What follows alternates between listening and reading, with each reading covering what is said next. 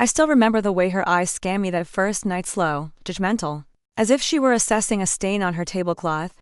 My mother-in-law, Elaine, had a particular talent for making me feel small without ever raising her voice. And, somehow, that quiet cruelty hurt more than shouting ever could. But nothing prepared me for the moment she told me I wasn't fit to be part of her family. Those words didn't just bruise me, they carved something sharp inside me. Something I hadn't known I carried. Something patient. It happened 3 weeks after my wedding.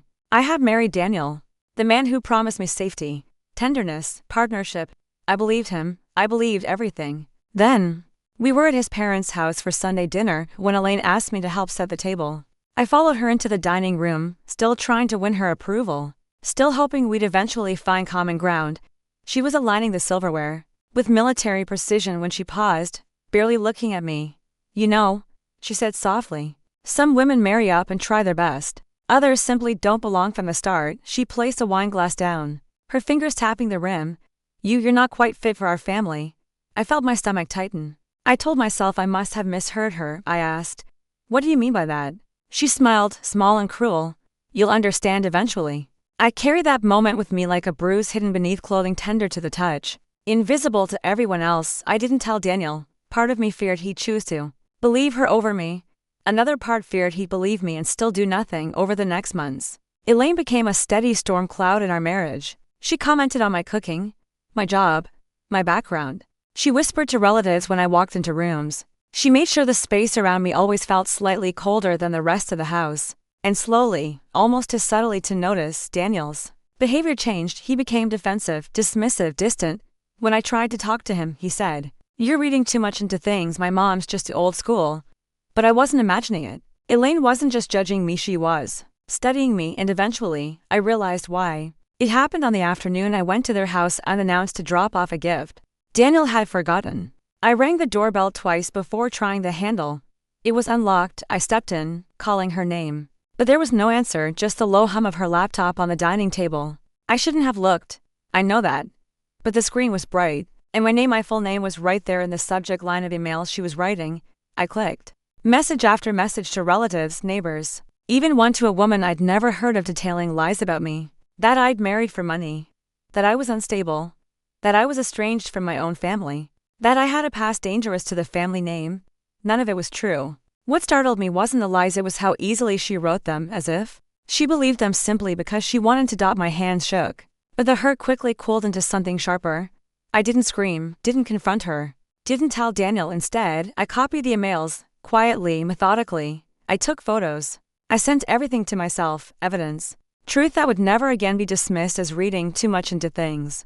I left the house without touching anything else. I remember sitting in my car afterward, breathing slowly, feeling something inside me shift into place. Her next big family gathering was 2 weeks later, her wedding anniversary. A perfect audience, she called it. She loved speeches, she loved attention, she loved control. Which is why I chose that moment to loosen her grip. She stood at the center of the long table, wearing pearls and authority, lifting her glass for a toast. I approached her quietly, slipping a small envelope beside her plate. She didn't notice at first. She was too busy praising her husband, praising her family, praising the legacy she believed she had built. Then she saw it. A simple white card addressed in my handwriting. "Open after your toast." She kept speaking, but her voice trembled. She knew I wasn't a confrontational woman, which meant this unknown card terrified her more than any outburst could. She finished her speech with a thin smile and sat down.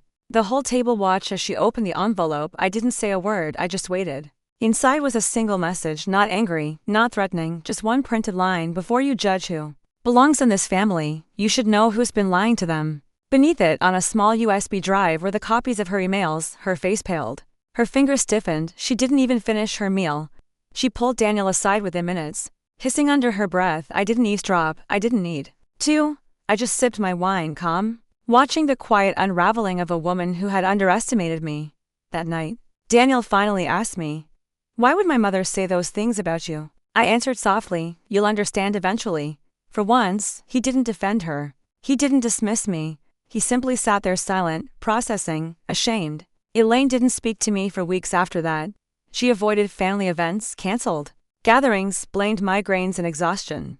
But the truth traveled through our relatives faster than she ever expected. And eventually, She realized the one currency she valued, her reputation, had slipped through her fingers. She never apologized, women like her rarely do.